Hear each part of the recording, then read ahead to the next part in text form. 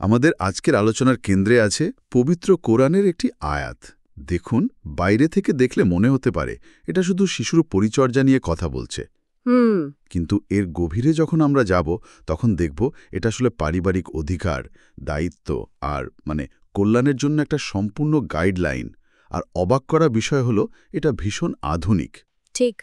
আমাদের হাতে থাকা আয়াতটি হলো সূরা আল বাকারার ২৩ নম্বর আয়াত।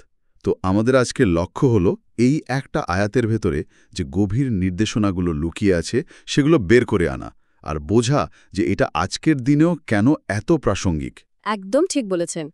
এই আয়াটাকে শুধু একটা ধর্মীয় নির্দেশ হিসেবে দেখলে এর বিশালতাটা ঠিক বোঝা যাবে না। আচ্ছা, এটা আসলে শিশু অধিকার, মায়ের সম্মান আর বাবার কর্তব্যের মধ্যে একটা অসাধারণ ভারসাম্য তৈরি করে। আর সবচেয়ে মজার বিষয় কি জানেন? কি? এর প্রত্যেকটা নির্দেশনায় কিন্তু আজকের দিনের বিজ্ঞান মডার্ন সায়েন্স, সাইকোলজি, এমনকি সোশিওলজির সাথেও হুবহু মিলে যায়। এটা যেন একটা কমপ্লিট ফ্যামিলি কনস্টিটিউশন। বাহ, দারুণ একটা ব্যাপার তো। তাহলে চলুন আর দেরি না করে সরাসরি আয়াতটি দিয়েই শুরু করা যাক। সূরা আল বাকারা আয়াত ৩৩৩। হ্যাঁ, নিশ্চয়ই। আমরা বরং একটা কাজ করি, পুরো আয়াতটা একবারে না শুনে ভেঙে ভেঙে শুনি আর এর অর্থ বোঝার চেষ্টা করি।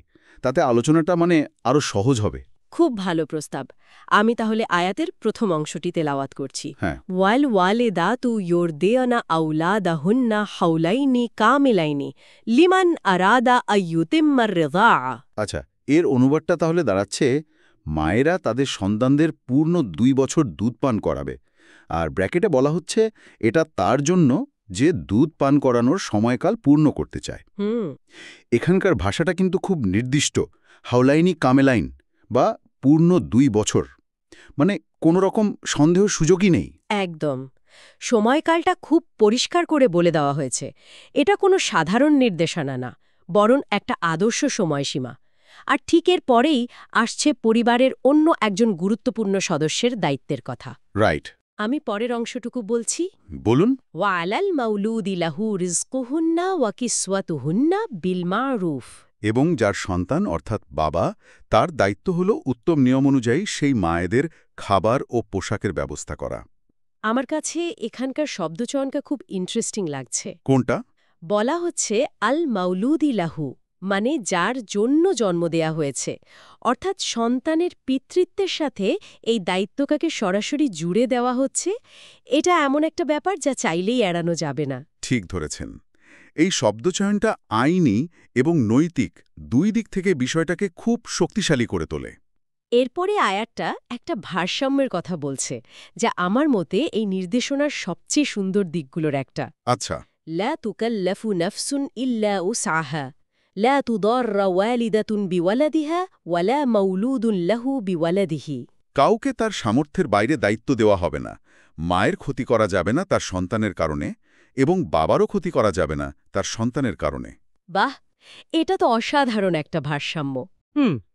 একদিকে দায়িত্বটা ঠিক করে দেওয়া হচ্ছে, আবার অন্যদিকে এটাও নিশ্চিত করা হচ্ছে যে সেই দায়িত্ব পালন করতে গিয়ে কেউ যেন অন্যায় বা জুলুমের শিকার না হয়। এখানেই তো এই আয়াতের আসল সৌন্দর্য। এটা শুধু আইন নয়, এটা ন্যায় বিচারের কথা বলে। এর পরের অংশে বলা হচ্ছে, যদি বাবা মা আপসি সম্মতিতে কোনো সিদ্ধান্তে আসতে চায়, সেই সুযোগও কিন্তু রাখা হয়েছে।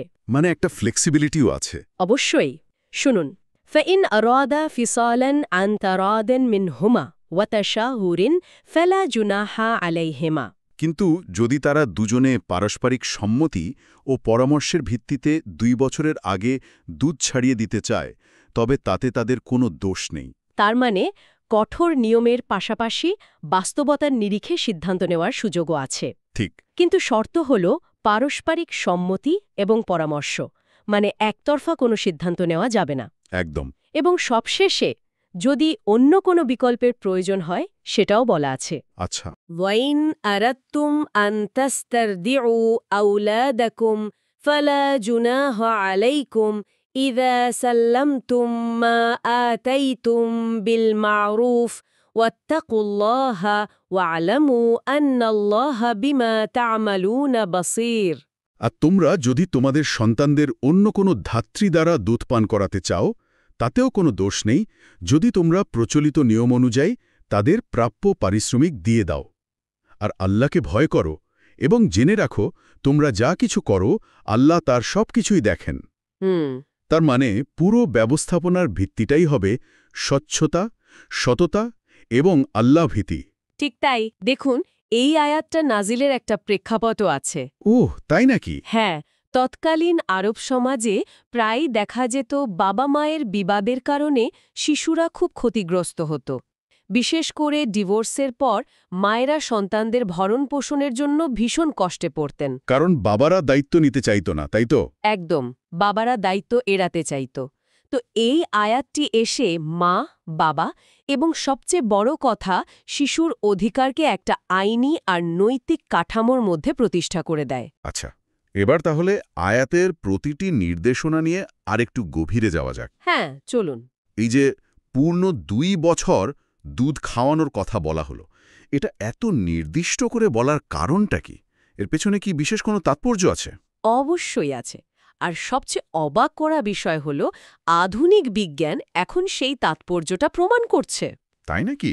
হ্যাঁ, আজকের বিশ্ব স্বাস্থ্য সংস্থা মানে WHO ঠিক এই পরামর্শই দেয়, শিশুর সবথেকে ভালো বিকাশের জন্য তাকে অন্তত 2 বছর বয়স পর্যন্ত মায়ের দুধ পান করানো উচিত। তার মানে প্রায় 1,500 বছর আগে যে নির্দেশনা দেওয়া হয়েছিল, আজকের বিজ্ঞান তাকেই সমর্থন করছে। হ্যাঁ, এটা তো অবিশ্বাস্য।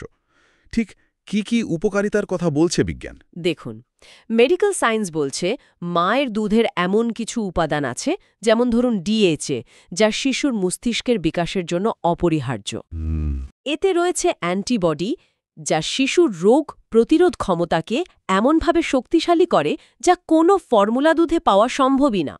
প্রথম 2 বছর তো একটা শিশুর শারীরিক আর মানসিক বিকাশের জন্য সবচেয়ে গুরুত্বপূর্ণ সময়। Right, the most crucial time. হ্যাঁ, আর এই সময়ে মায়ের দুধ তার জন্য প্রকৃতির দেওয়া সবচেয়ে নিখুঁত খাবার।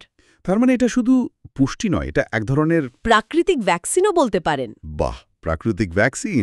এক কথায় তাই। আর এর মনস্তাত্ত্বিক দিকটাও কিন্তু কম গুরুত্বপূর্ণ নয়।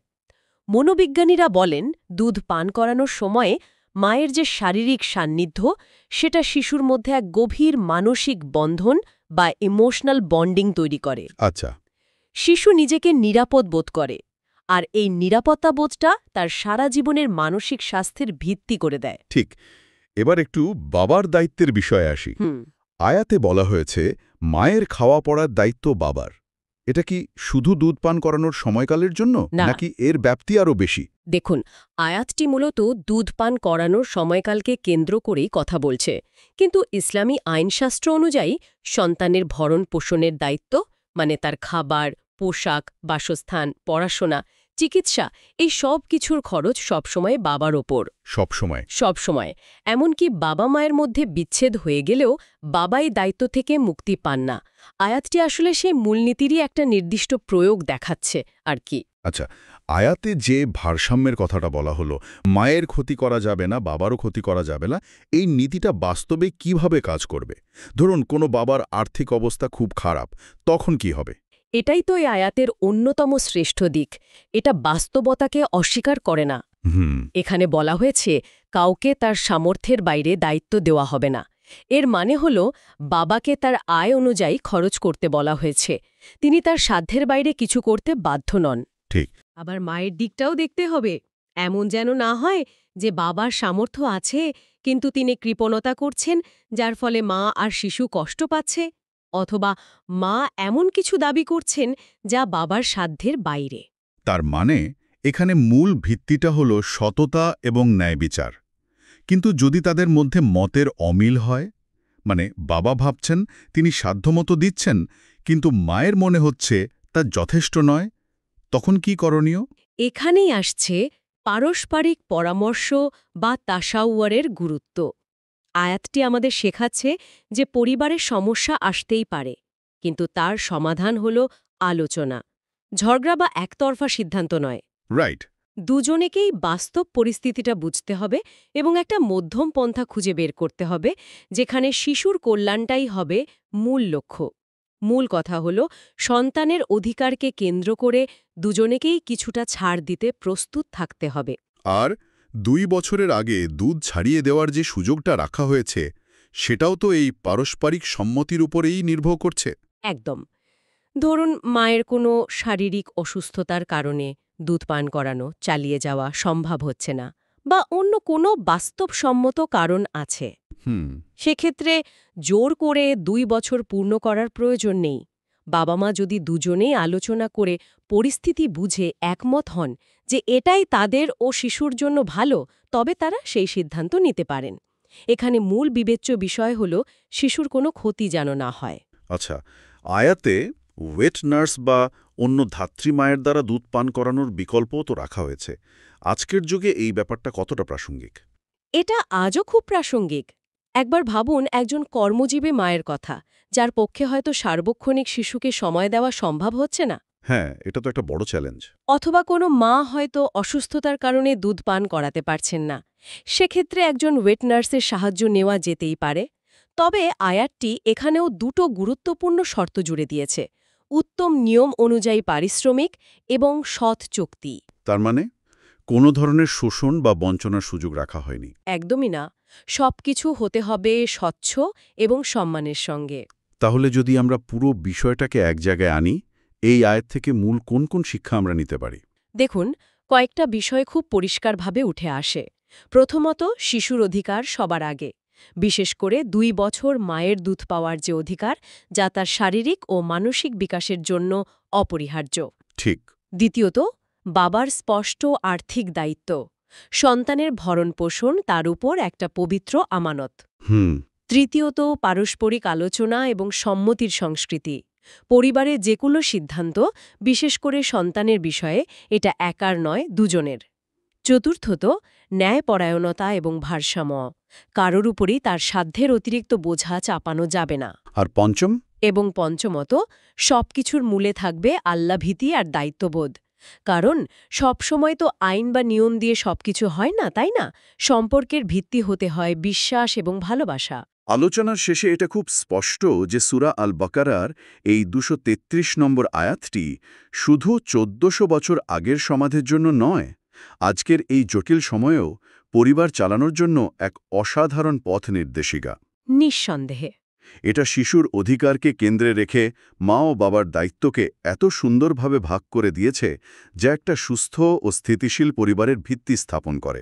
এবং আমার মনে হয় সবচেয়ে গুরুত্বপূর্ণ বার্তাটি হল, বাবা মায়ের সম্পর্ক যেমনই হোক না কেন, তারা একসঙ্গে থাকুন বা আলাদা হয়ে যান, সন্তানের প্রতি তাদের দায়িত্ব ও কর্তব্য কখনো শেষ হয় না।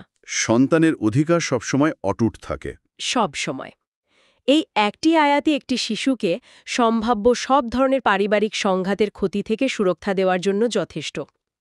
এটা পরিবারকে কেবল আইনের শৃঙ্খলে বাঁধে না, বরং ন্যায়, ভালোবাসা এবং পারস্পরিক শ্রদ্ধার এক মজবুত ভিত্তির উপর দাঁড় করায়। সত্যি তাই। আজকের এই গভীর আলোচনা আমাদের অনেক নতুন করে ভাবার সুযোগ করে দিল। শ্রোতাদের জন্য একটা চিন্তার খোরাক রেখে শেষ করতে চাই। নিশ্চয়ই। এই আয়াতে পারস্পরিক সম্মতি এবং স্পষ্ট দায়িত্ব বন্টনের যে নীতি শেখানো হয়েছে, তা কেবল শিশুর শৈশবকালীন পরিচর্যার বাইরে পারিবারিক জীবনের অন্যান্য জটিল সিদ্ধান্ত, যেমন ক্যারিয়ার, আর্থিক পরিকল্পনা বা সন্তানদের ভবিষ্যৎ সংক্রান্ত সিদ্ধান্ত নেওয়ার ক্ষেত্রে কিভাবে প্রয়োগ করা যেতে পারে